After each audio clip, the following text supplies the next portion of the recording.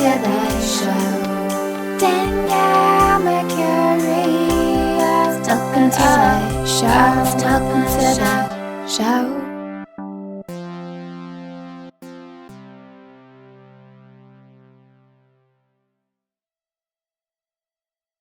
Hello, Juliet, aka Million Dollar Hypnotherapist. Hi, Danielle. Hi, everyone. Hi, I'm so happy to talk with you. I'm so happy to talk to you as well. I haven't really had chats with anyone since the past few months, so I'm excited to get all woo and 5D today. Yes. Oh my goodness, yes. I was hoping you would say that. I'm not even sure how we got connected. I feel like you just popped into my sphere one day and I was like, all right. Yeah. I've been listening to your podcast when I first moved to LA, I think it's been 2 years. So you're my Apple podcast feed. So Aw, I'm honored. Now it makes me feel like, man, I've kind of been off the feed for a while. So I'm happy to be back on and have you on it now. Yeah. I think it was when it was a different name. I think you had Amanda Francis on, and that was a really good interview. Yes. Oh, thank you. Thank you. That was really fun. Yeah. Yes. The show has gone through a lot of metamorphosis. Yeah. So now it's just Danielle Mercurio. Stick to the name, which is what I actually really adore you for. What I really appreciate about you and the way that you show up online and the way you run your business and assuming run your life is you're really good at staying true to you and you stay in your own lane. Like I just feel like you're very focused and you're able to stay in your why and who you are, and that's always stood out to me. Thank you so much. I'm really happy to hear that. It took a lot of work to get to that, get to feeling like I could be myself. So I'm so glad that you see that. When you say it took a lot of work to do that, what was the main thing that was holding you back from fully showing up as you? That it was never, so I never was into spirituality like I am now. Like I was in just like religion, but not spirituality. I was raised Catholic. Same. And I actually was studying to become a nun and go to med school. And so I was very, very conservative and restricted in my viewpoints and my way of thinking. I was also very judgmental. So it's so leaning into this identity, this expansion, I felt like some imposter syndrome because it's like I spent a significant part of my life through my 20s being like this judgmental person that stuck to a very rigid view of life and this reality. And then suddenly now I'm supposed to be a spiritual leader. Right. After telling people like, oh, you can't do that. You can't light incense. That's going to bring demons. Like, right. Don't pull a card because the devil is going to control that. Yeah. And then it just turned into something where I started to explore different religions, lean into a lot more women leaders. I had internalized misogyny too, in terms of following and listening to women. So I started to follow a lot more women, read more work by women. And that really started. That's when no wonder they tell us not to listen to women, because you'll start to expand your consciousness. That's so true. Yes. You start questioning everything. They make you question everything. They do. You're like, wait. Yes. Like, wait a minute. The man told me to do this, so I did it. And now the woman's saying like, well, what do you think about that? How do you feel about that? It's exactly. Like, oh, how do I feel? Yeah. I'm allowed to access my feelings. Yeah. And it kicked off a mini awakening. And I actually used hypnotherapy when I was working in corporate. Okay. But it was to help with my sales skills because I'm an introvert. So I knew hypnotherapy worked, but it was still very masculine driven, the way that I used it. So when we discovered hypnotherapy again, it was very healing. And it really took me to another plane. And so I was intrigued because I wanted to add another layer to my business. At the time, I was helping women-led startups get funding. And so I saw a lot of limiting beliefs. People who were overqualified for funding wouldn't turn in their application because they thought they weren't. So I just said, how can I get them to believe? Yeah. So exactly. Like to at least hit submit, right? Not even get to the actual end result. Yeah. And so that's when I discovered. So I wanted to learn more about NLP and hypnotherapy to help guide them to that. And so once I dipped my toe in, I just like fell all the way into the deep end. Yes. and ended up completely tabling, like shuttering the doors of that business and focusing on my practice. And so it was scary because I never would think that I could make a living teaching people this or just solely focusing on the mind and spirit. Because people at the time when I started, everyone was still focused on hustle, work, sales. And with 2020, people kind of were still hustling, but they were in park. And that they started to experience more burnout. And that's when the practice like really took off because people had to stay still and really start. And the only person that could distract you is yourself. And you realize, there's a lot about myself that I don't know, or there's a lot about myself I don't like. Yeah. Right. And so enter you. Yeah. The timing of me becoming a hypnotherapist was perfect because it was like about 2 years before 2020. So it's you got to practice and prime and do all the things. Yeah, before the floodgates. Right. I feel you on that for sure. I felt the same way. You know, it was like, okay. Well, for me, it was a little different because right before 2020, I was actually shifting away from one-on-one. I thought I had made my peace with one-on-one. I was moving into like public speaking more in person. And then when, 2020 hit the way that it did, it completely put me back in the seat of one-on-one again. And, in some ways I was really happy because I was so prepared. I could just kind of jump right back in again. But there was definitely a part of me that was like, whoa, how did I get back here again? Yeah. It was interesting. So now I'm shifting back out again, which is, but it's cool. Like, and again, it's like these 2-year kind of shifts of how it happens. Yeah, exactly. That's so cool. I love that I do love that you wanted to be a nun. I did at one point too. I don't know if you knew that. Oh, really? Yeah. Oh. Yeah. I also grew up Catholic and was obsessed with the sound of music. That might have been the problem. Yeah. I don't know if I wanted to be a nun or if I just wanted to marry the captain. One of the two was going on I think I didn't understand the process. So I was very into it as well. And I used to, in high school, I would do like weekends and I would stay weekends at the convent and work and live and experience what it was like. And eventually, like the more time I spent there, the more I realized it wasn't my path. But yeah, I was like, I don't know if this is what I want, but and I'm so glad I had that experience. But oh wow, yeah, I definitely was in it. Which again, I it would be so interesting to go back and experience it again at that time in my life because I would like looking at it from what I know now. And to talk to the women from the perspectives I have now, because I have to believe that many of the women that did join, especially those that were older, some may have been doing it for the kind of Catholic path and that faith, but others that maybe had a sense of mysticism, had a sense of spirituality and didn't know where to funnel it, didn't know where to channel it. And that felt like the most available route. Exactly. Yeah. I knew I wanted to help people. So I was going to be I was more on Dr. Quinn medicine woman. Nice. Okay. So it was like Dr. Nun. And so, yeah, that's what I want to do. Yeah. And I think I also did have some ego there because I felt like if I am virtuous and I'm helping people, I'm worthy. It's okay. Respect. Yeah. It's justified. It's warranted. That's so when you made that shift and said, okay, so you were in medicine school already? So I graduated from college and I was studying for the MCATs and I was doing scientific research at the time.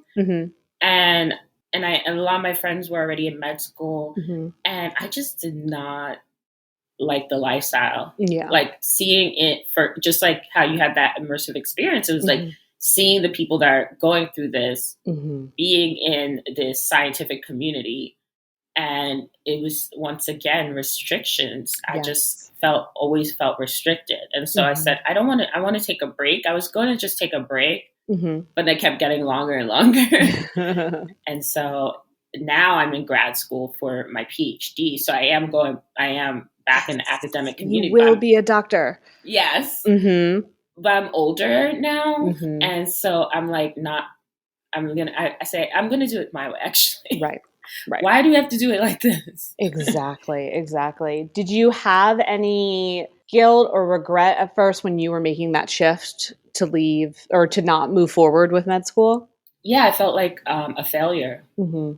And my parents treated me like one too. Right. So let's pour some salt in the wound here. Yeah. Right. Mm-hmm. They were like, so I went actually into tech sales, and they had no idea what that meant.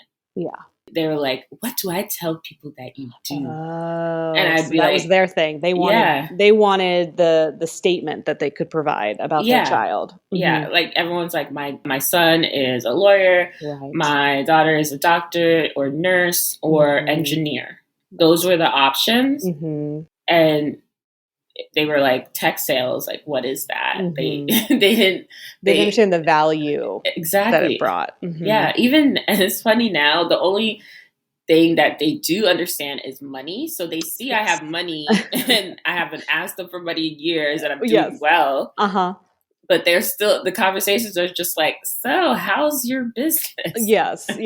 I can relate to that in a lot of ways. And especially in the beginning, because again, they had no clue how to describe. And you know what's interesting though, at the time when I was first starting out as an entrepreneur and solely coaching, I didn't even know how to describe it, if that makes sense. I was in a space where I wasn't confident enough with my business, with what I was doing. So, of course, my parents weren't going to be able to explain it to people, right? Yeah. So that was it. But then it made me more nervous that they couldn't explain it to people. And then I got more jumbled and jammed up around, who I was and what I was doing. And again, how do I explain it in a way that I was treating everyone like my parents almost? It was like, okay, how do I explain what I do to my parents? And then how do I treat everyone in the world like my parents too?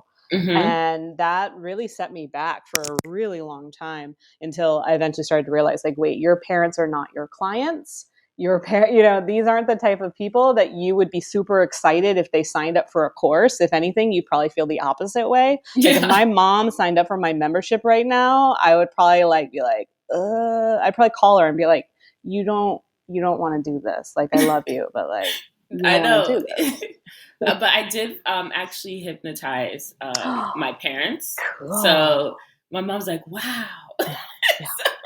That's really cool. Yeah, we've had moments. I've done like a sound bath for my parents and things like that. And it is cool when they open up. But before it was like painful. It was very, and that honestly, like, I feel like a real privilege is having parents or caregivers that support your dreams. Like, that right there is true privilege, because the world is already hard enough, but having the people that you should depend on or you respect saying, what the hell are you doing?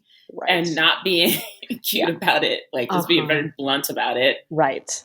It was really hard. And then I felt like I didn't have anybody that I could ask for help, because then I would be admitting that they were right. Yes. So I couldn't even ask them for help at one point. And I was really struggling so much that I like Popeye's chicken. Do you know Popeye's chicken? Yeah. So they had this special at the time where you can get 2 chicken sandwiches, and it was just like a chicken tender cut in half and put on a biscuit. And so I would get that. And so one would be lunch and the other would be dinner. Oh, I feel you. And I was eating that for like so long, especially when I started sales, it was, we had a base salary and then commission. And so I was like paying student loans, paying for my apartment because I couldn't live in that house because it was bad for my mental health. Sure. I was like, if I want to do this, I have to move out. So I had to move out. And so I'm paying rent, paying for gas, going and trying to make this happen. And I was just like, I have to make this happen. Yeah. And so that kind of really built up my tolerance for hard work to get what I want, right? Yes. Very masculine energy. And so it got me to a good point where, but then when I started my businesses, it was like, when do you stop? Like you have your boss, you have your company, be like, okay, that's enough, you know? Right. Or else you'll always keep going. There's always going to be something to do. Yeah. But in business, like you're the person that tells you to stop. Right. But if you're not accustomed to that, I would just be like, at one point I had like 3.5 businesses going and I was making 6 figures in all of them, but I was miserable and tired. Yeah. And probably like resentful and and once again, I felt trapped. I left corporate for freedom, but then I felt more trapped than ever. And that's such a common thing that happens within the industry. That you leave, you finally made that jump, you finally figured it out, you got into a place where you can do your own thing, and then the next thing you know, you're trapped again. You're feeling burdened. And this time it's by something you created. Exactly. Yeah.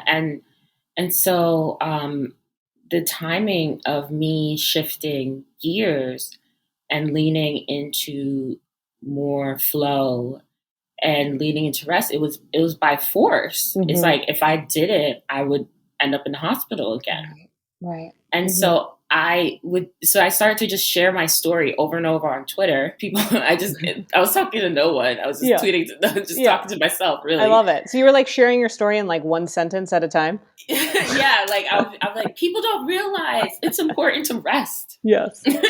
No, if you keep like everyone, and I'm like, I don't know why people keep saying hustle, hustle, hustle. And I'm just like, I'm the one that's saying, and everyone that's getting thousands, going viral. They're like, sleep when you're dead and all this stuff. Totally. Like, I know. And that was definitely the culture when I first got into this too. Yeah, it was so wild. Because and the reason why I'm like, wow, I see my old tweets from like 2016, 2017. And I see people now that were like ignoring me, like saying, yeah, you need to build a business based on your personality. And I'm like, okay, cool. I'm glad that's happening.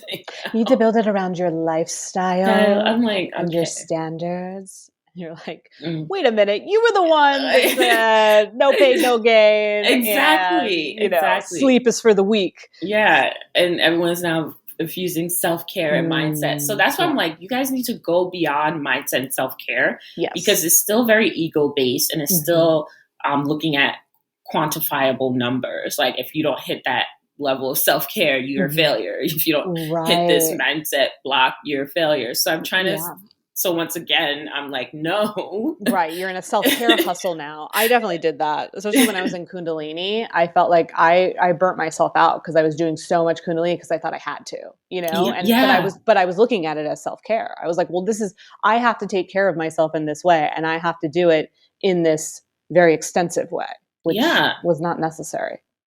And that's why I'm like, and it's such a great, and that's why TikTok, the timing of me going on TikTok was great because Twitter was getting, once again, copy and paste. Yep. And TikTok is great because you cannot copy and paste energy or you can't copy and paste personality. Right. And people are like, oh, Gen Z, so judgmental. It's like, there's all generations on TikTok.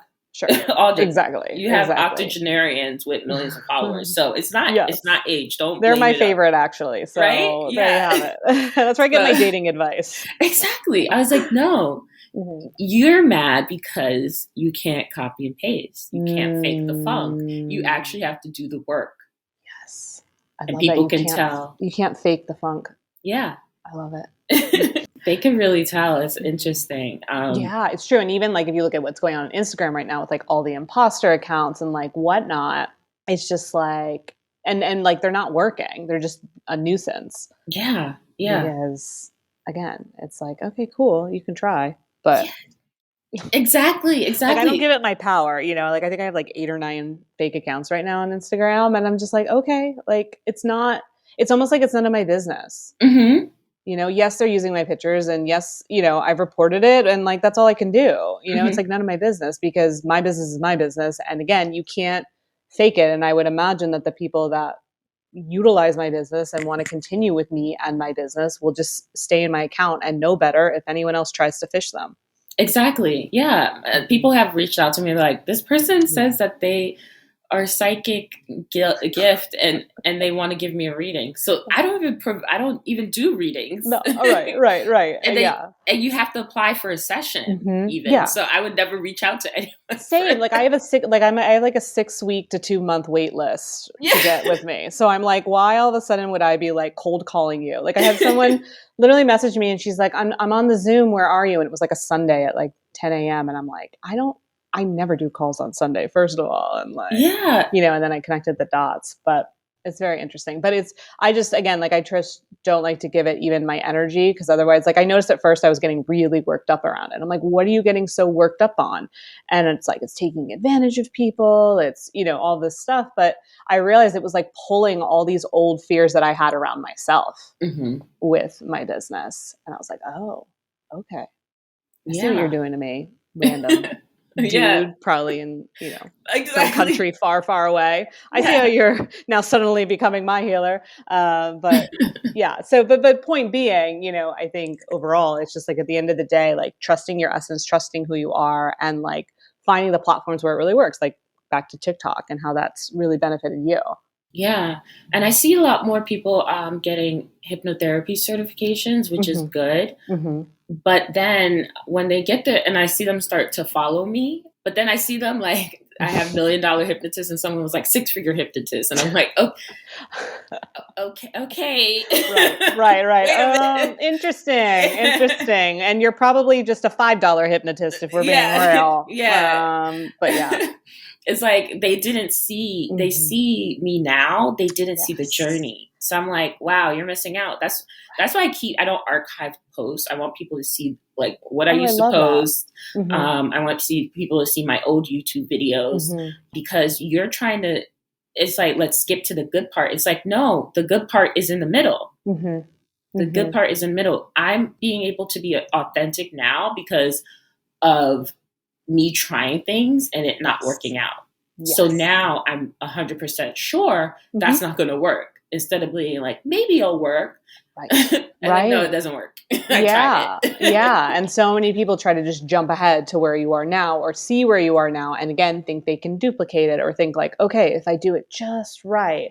However, you have to try out so many different things. And also energetically, you have to mature. My maturity level of how I hold space for myself and my business is drastically different than, when I started however many years ago. Exactly. And then people are like, oh, your content. I'm like, my content comes from my clients and my sessions, my experience. Like all my captions, all my videos, I'm really just pulling from there. Yeah.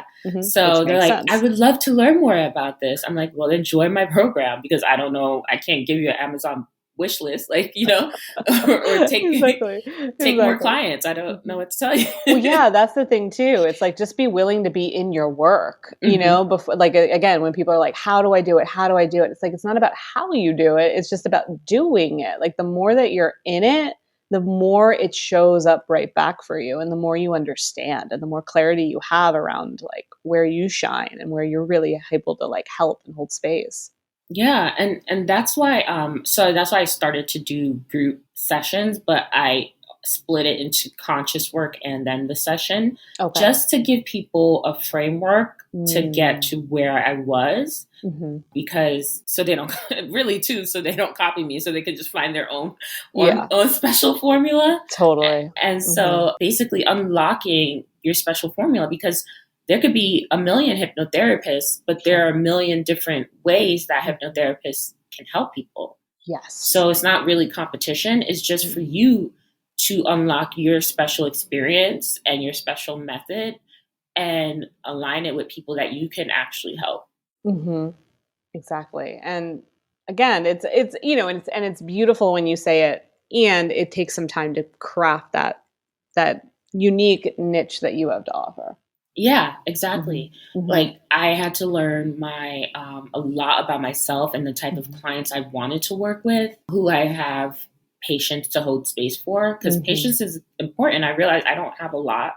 That's a good word. I have people that reach out to me and they're like, "Oh, do you work with this and this?" I'm like, "No, I just work with entrepreneurs that want to hit a certain number so they can then help their communities." So they have this type of drive that we can tap into and expand from. So I know how to lean into that. Yes.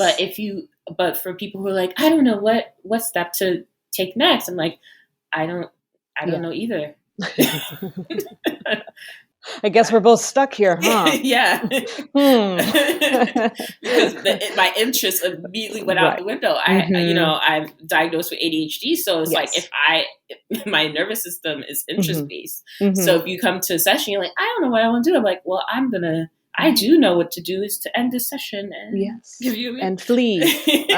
Like all the will would leave my body. I get it though. I get it. But again, that happens later. Like I feel like I didn't feel that initially when I was working with people. Like I think I was but again, I think that's part of the process, right? I think you're supposed to work with a lot of different people. And I mean, there were some people that I knew off the bat I didn't want to work with, but overall it definitely took time. And I love what you were saying about the energy that you work best with. So you maximize on that, and it's what you have the patience for. And I'm assuming it's what you enjoy. Like you enjoy, the whole process of being with that, highly driven or that entrepreneur that's ready to become even more highly driven than they already are. Exactly. Yeah. Like I can work with any type of entrepreneur for any industry, truck driver, real estate agent. I can really just they can tell me what they want, and I just create their profit pathway within that first 30 minutes. And then we spend the rest of the package just keeping them aligned and focus on that profit pathway. Love it. I love all your work, like your phrases, profit pathway, like everything you like don't hustle in park. I'm like, I love all these little language drops. Like, no, it's so great though. It's fun. Thank you. Yeah. Even like I was looking, I was stalking you a little before the interview because that's what I do. And if you saw anyone around the corner with a trench coat, that was me earlier. I was getting my coffee. I was like, who's that? Yeah, that was just me creeping you out so we could have a good interview. But even like looking at your site and the way that you phrase things like the success stimulations and becoming like that rich bitch, like I'd love that you just go there and you're creative and you're crafty and it showcases your personality, while also what I really appreciate about your presence is you're creative and fun, yet you're also like very serious and trustworthy. Like, we haven't worked together, but my feeling was if I were to work with you, you like don't mess around, yet there's a softness and a sense of humor with it too. Yeah, my Virgo and Venus. I'm Virgo Venus as well. Oh, cool. Yeah, it was like wanting to be nuns. That makes sense. Right.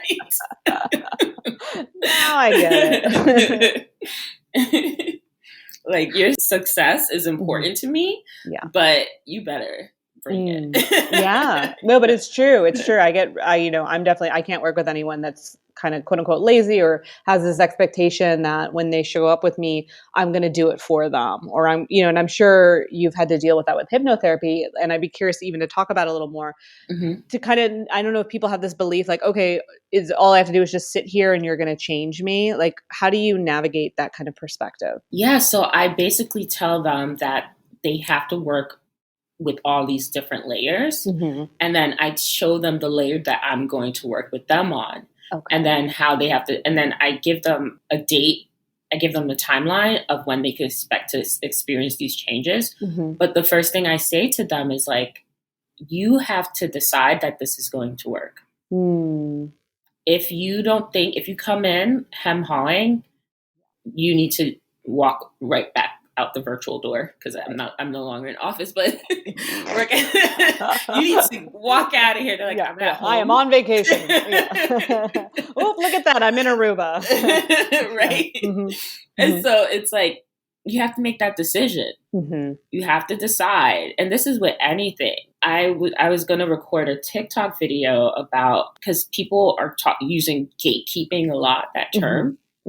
on TikTok. And it's like, how is it gatekeeping when it's literally on the third page search results on Google? Right. All the things that you want to know, like people are saying like, oh, how to get into tech, right? If you go to Google and put how to get into tech, you'll see so many YouTube videos. If you go on Twitter, so many threads, Pinterest, even on TikTok itself, there are a lot of videos. Yes. So the person that you saw that inspired you to think that doesn't have to be the person that walks you through the process. True. That was just you getting a lead from the universe to take action. But you're not going to get that unless you become the type of person to live the life that you want to lead. Yes. And the person that lives that life took action.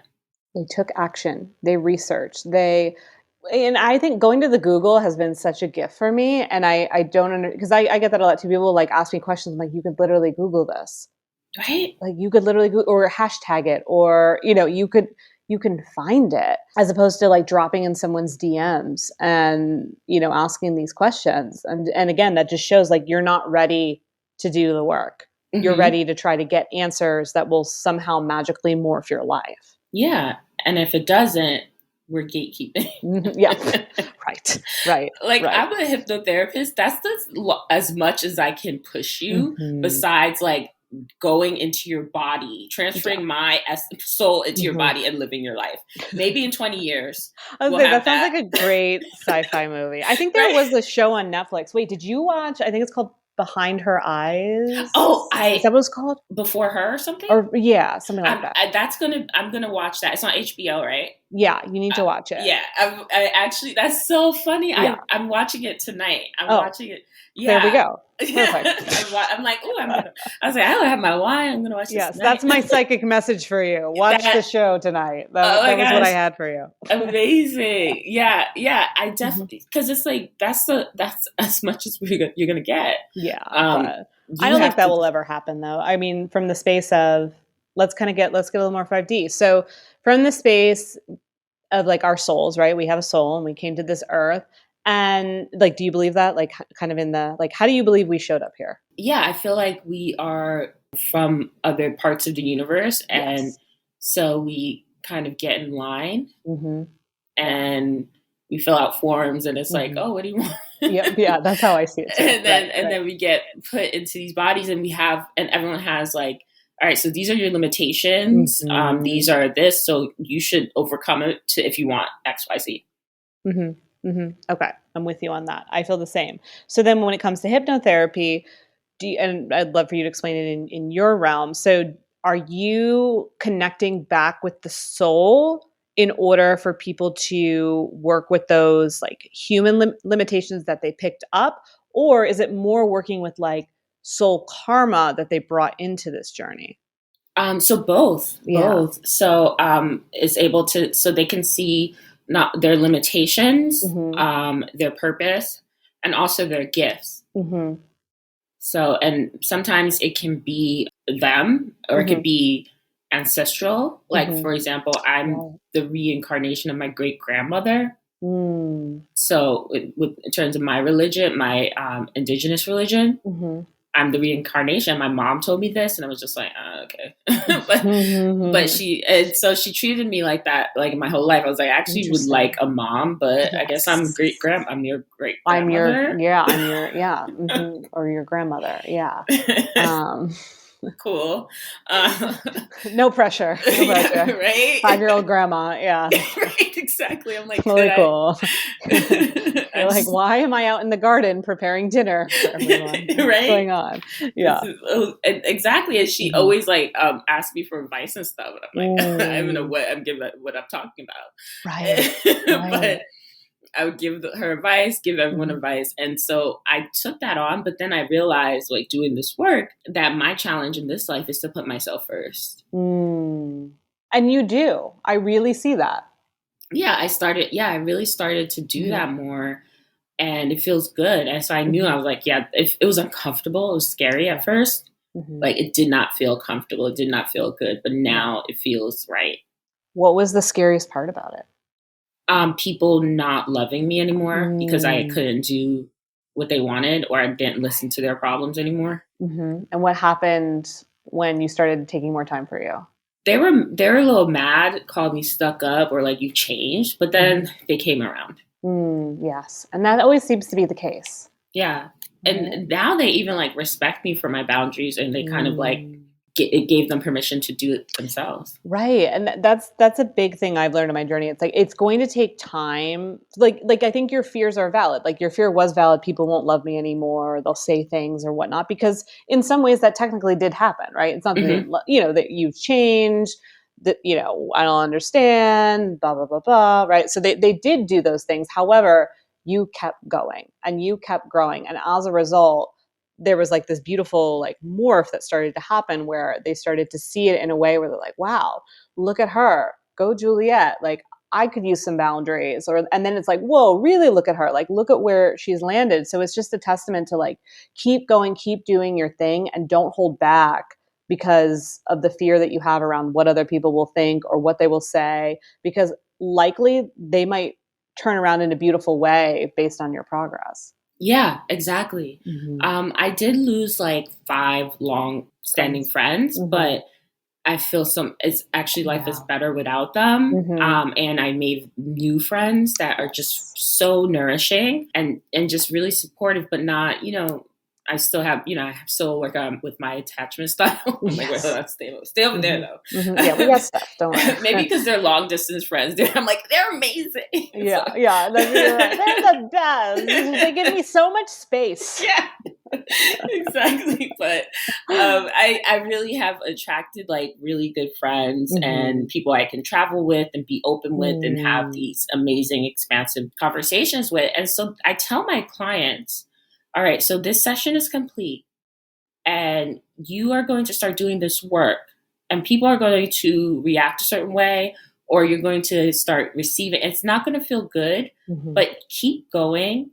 And then soon it will feel good. And then you're still might not see any changes in how people treat you, because your external reality has to catch up with your internal reality. And that usually it could take up to 6 months. And so I tell them I give them that opportunity, because you're 35. That's 35 years of stuff that we don't knock out in 35 minutes, right? So you have to give yourself that time. And I think that's a pretty good deal, like 6 months. I think so. For 35 years, right? That's a great turnaround. Yeah. Yeah. I mean, I've taken longer to pay off credit cards than right. And so 35 years of karma. So exactly, karmic debt. Right. Yeah. So, I like this transaction. It's a deal. And so once they know that, so it's really important when you're running your business to manage your clients' expectations, because it puts pressure off of you, and then they know what to expect. If they don't like it, sometimes they're not going to like, hey, no, I'm not going to be on Voxer 24 hours a day. No, this is when you can reach out to me. No, you can't get a bonus session. No, you can't do this. And they might not like it, but they respect it. And as long as you get those results, then they forget everything else. Yes, so true. And they don't know what they don't know in the beginning as well. And so so you really do have to be that guide and that enforcer in a way of how this is going to go. And I found too, when I wasn't setting expectations, or I wasn't, letting clients or individuals I was working with know kind of what the deal was, I would have so much anxiety. It would feel so unkept. It would feel like going into the session, I would feel even nervous. And I just realized it was because I never really set the tone, created the foundation. Exactly. Yeah. That's what happened to me as well. Yeah. Luckily, opening this practice was after I experienced a lot with my other previous businesses.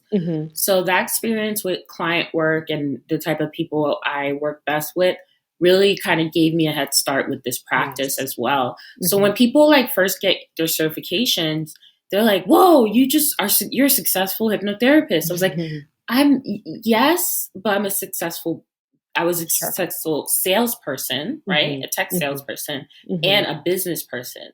So that I have that head start. Yes.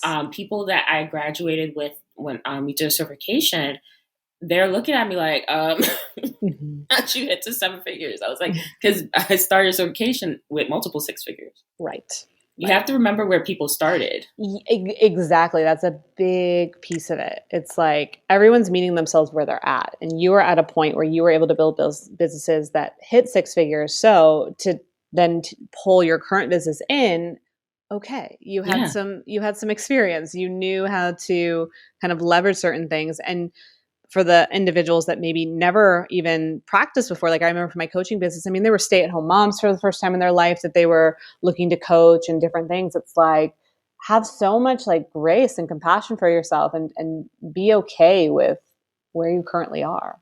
Yeah. And then I can give you a head start as well, because I have that years of experience, but you have to hire me, not just like watch me. Right. That's the thing too. I think people think they can just watch you and figure it out. And it's like, well, I enjoy the entertainment. Yeah. But I make it look easy. Right. And don't get me wrong, like everyone can pick up little nuggets from everyone, like for sure. But at the end of the day, it's like truly making that investment in so many different ways that really creates the shift.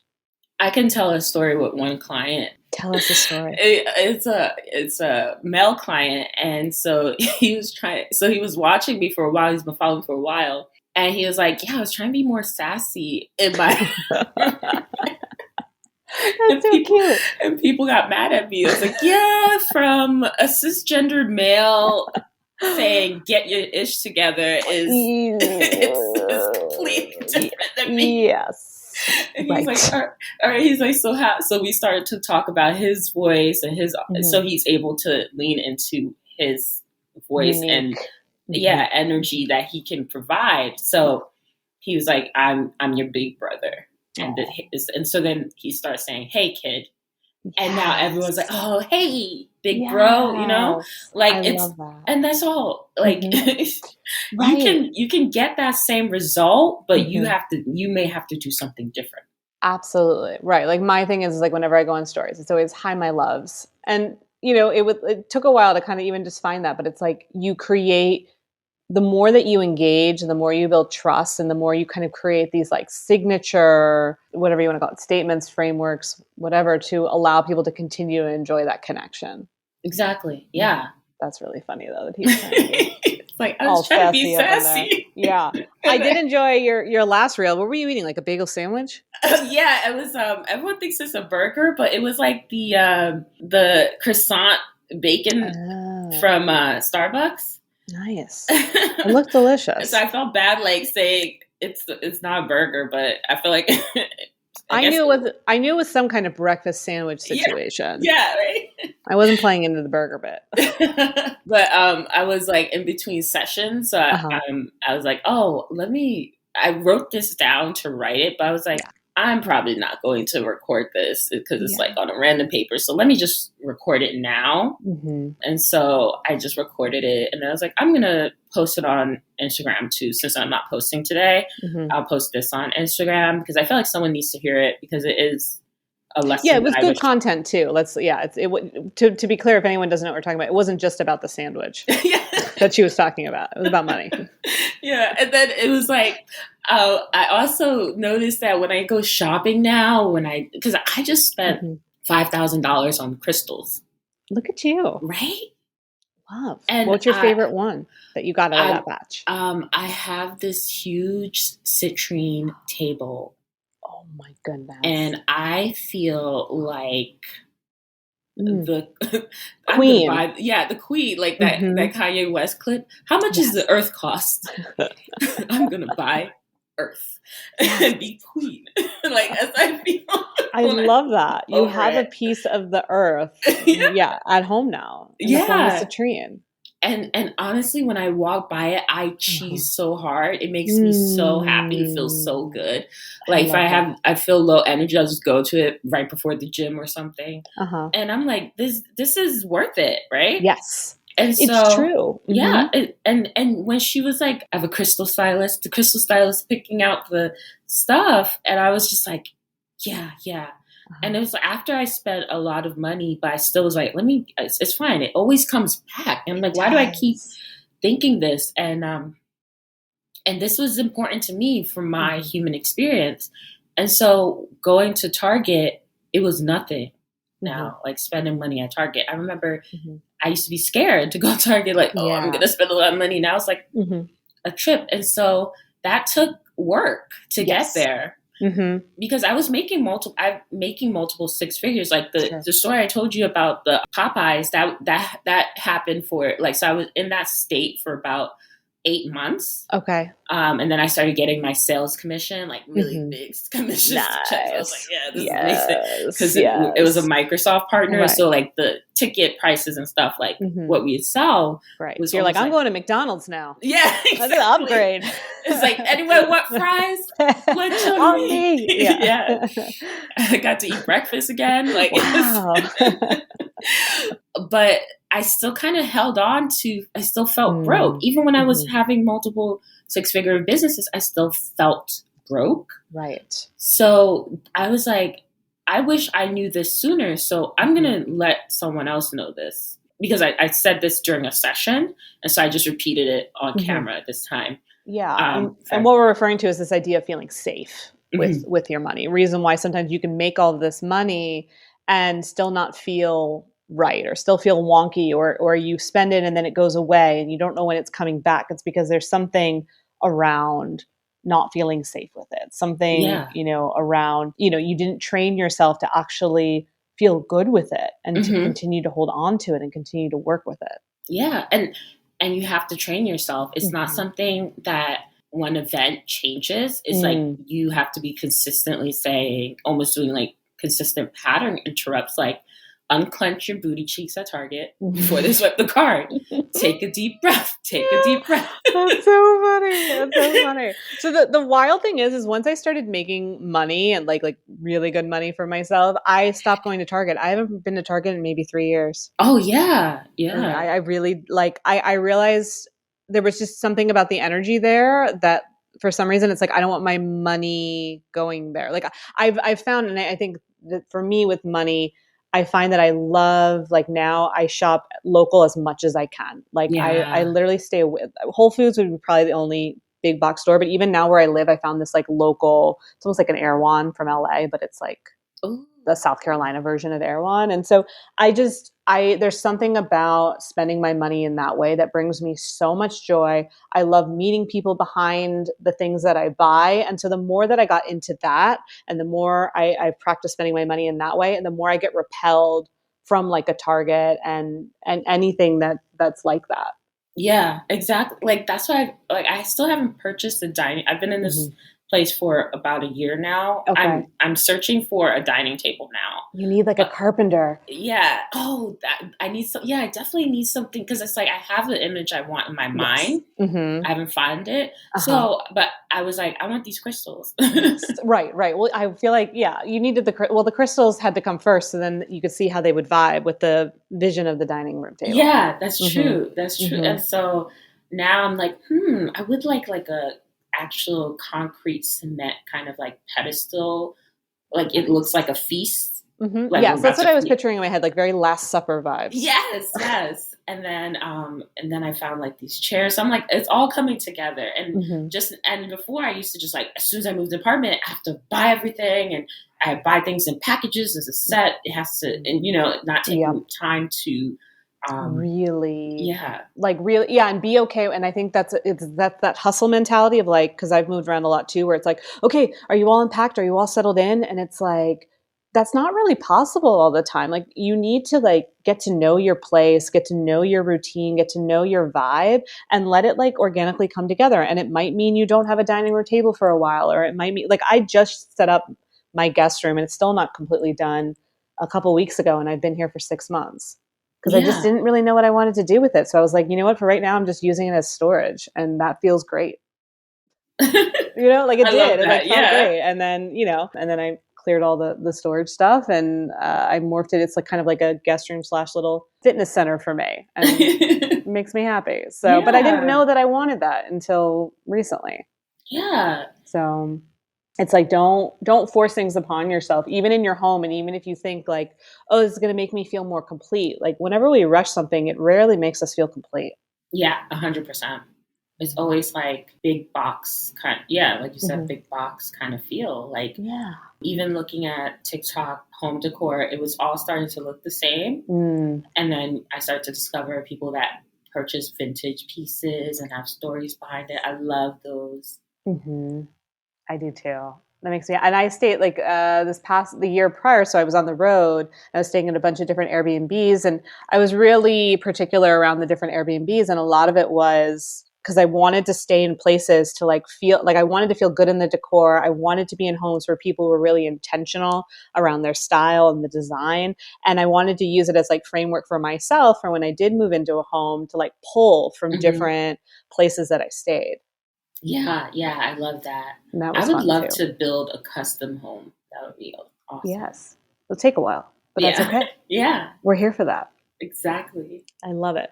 Okay. I have one other like question for you because we had I feel like we started this way. You were talking about the first time you kind of entered into the plane.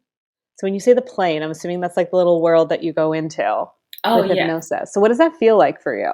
It feels like there is just space, but no time. You know, I feel like I am in outer space almost mentally. Like there's no, I just go there. And it's as someone that always has a mental dialogue running in my mind as I'm talking to people, it was just like so powerful because it was just, I was focused on this moment. Right. You were able to be present. And it felt good to be present because I think too, I was in a lot of instances where I didn't really want to be present. So I didn't have that motivation to be. Right. Right. That's a good call. Yeah. When you're in certain circumstances in your life, the last thing you want to do is just sit in that presence of it. Yeah. And so it forced me to do that. And I was like, wow, this is so powerful. And then listening to something that was empowering to help get me out of a disempowered state to a more empowered one, whether I was feeling like it's okay to be sad. Sure. And it was just like, oh, sad spiral, but it was just like sad because I lost something that was important to me. And being grateful that I have the opportunity to gain something in the future. Yeah. So really shifting out of that, it's not, I don't want people to think it's like I'm sad, now I'm happy. It's like really just like, no, I'm sad, now I'm hopeful. Yes. And I feel like that's really important. I was thinking a lot about sadness today, and you know, with the state of our world right now, there is a lot of sadness. And I feel like people are torn. Like, am I supposed to feel sad? Am I not? Like, I think people are torn with how they're supposed to feel as opposed to having the opportunity to experience your sadness. Just let yourself experience your sadness because it may take you to another kind of emotion or another state or something else that could feel more expansive or feel like it's the next. I think people get stuck around sadness and then don't know where to go. And it's like, well, perhaps if you experience your sadness, it will give you that clarity.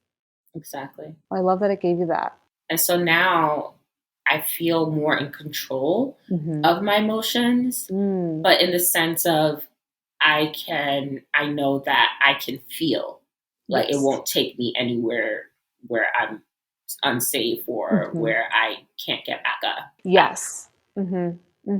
Yes, which is really important. I can trust that if I'm rejected, I won't die. Because it used to feel like that. Like if I'm rejected or if someone disappoints me, it felt like I would actually die. But now it's like, it's going to sting, but it's okay. Right. Because I have somewhere I can go to process it and be with it. Exactly. Oh, so important. Okay. Loved everything we talked about. Love our matching Virgo, Venus, nun vibes. So good. What's your sun? Well, let's give the whole route. What's your sun and moon? My sun is Leo and my moon is Capricorn. What? You're Leo. What's the Leo day? July 24th. Oh, you're like a baby Leo. In a beautiful way. We love it. Baby Leos and the Capricorn moon. That's the whole none part. Yeah, right. As well. Yeah. Well, I say because my mom's super Catholic, and she's a Capricorn sun, Capricorn moon. Oh, yeah. So that was pretty much the way, God's way or the highway of the two. What's your Mercury? My Mercury is Leo. Nice. Oh, that's fun.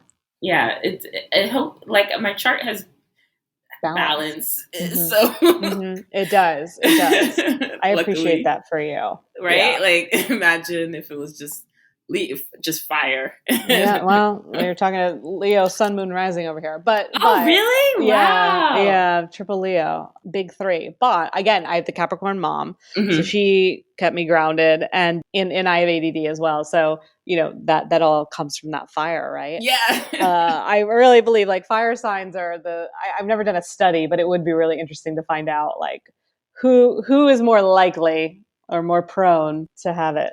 And then I have so Venus Virgo, Mercury Virgo. So oh wow, yeah. So the Virgo kind of is like, all right, take your time. It's okay. Think this through. I'm like, okay, I will. But I just want to contribute. It's okay. Just sit down. Let's make a plan. I'm like, okay, we can do that. And then I get to talk, right? It's like, yes, you do.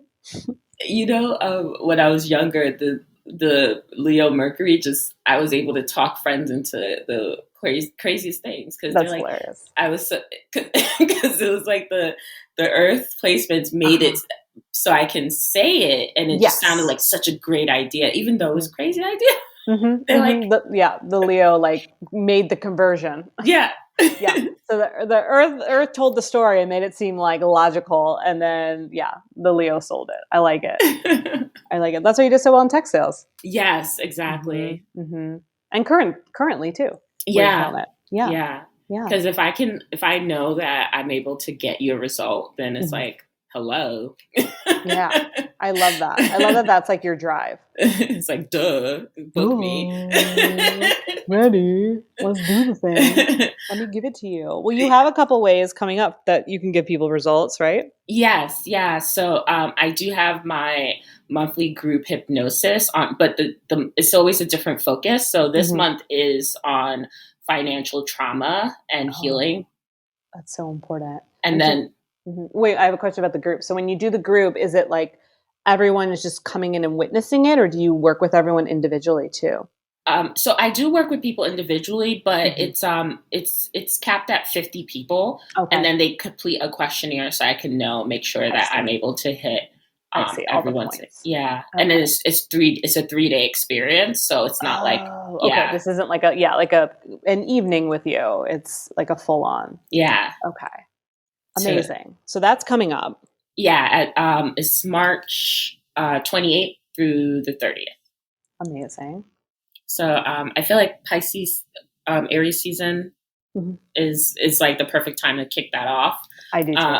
And then I also have my one-on-one sessions, and then I have virtual reality hypnotherapy now. So the first success simulation is going to be in April. So that's going to be a group virtual reality experience. Oh my gosh. Yeah. I love how innovative you are. Thank you. I do. It's like everything I've experienced in my life, it led to this. Yes. Yes. And it's so cool. And like, you're in this for the long haul. Like it makes sense. And I love it for you. I think it's like senior year of my business, essentially. So it feels good. I love it. I'm excited for you. Excited for all the people you're helping. That's really what drives me, like the amount of people that you can serve. Yes. And give this beautiful medicine to. Yeah. Yeah. Well, thanks so much for jamming with me. Thank you for having me. It was so much fun. I know.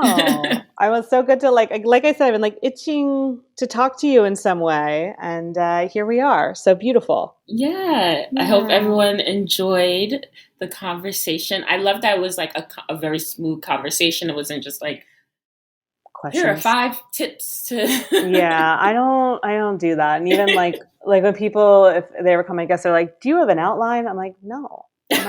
My outline is I stalk you with a trench coat on an hour before the show.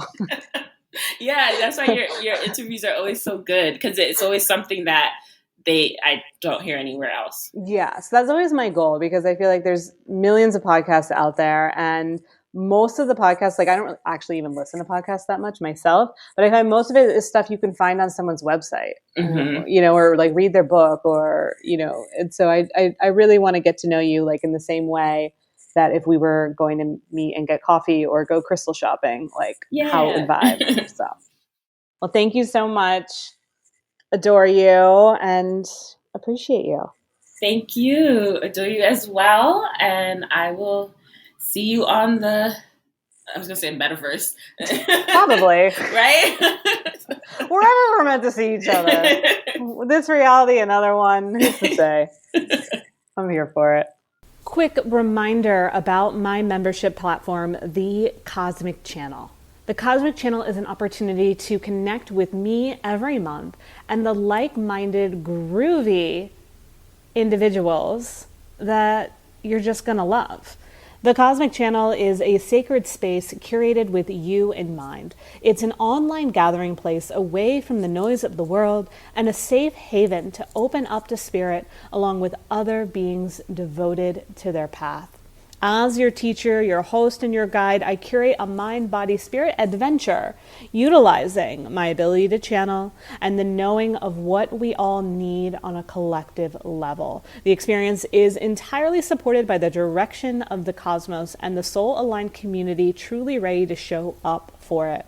This platform is intended to broaden your understanding around astrology, intuition, messages from spirit, using tools like Oracle, Tarot, navigating the 3D versus the 5D. How do you work with portals, manifestation, meditation, mudras, and so much more. And this March, I am super stoked to be adding on new features like guest teachers, cacao ceremonies. We're going to welcome in the spring equinox together. So if you have not gotten into this experience, maybe this is your time. Link in bio to check it out, The Cosmic Channel. Join us.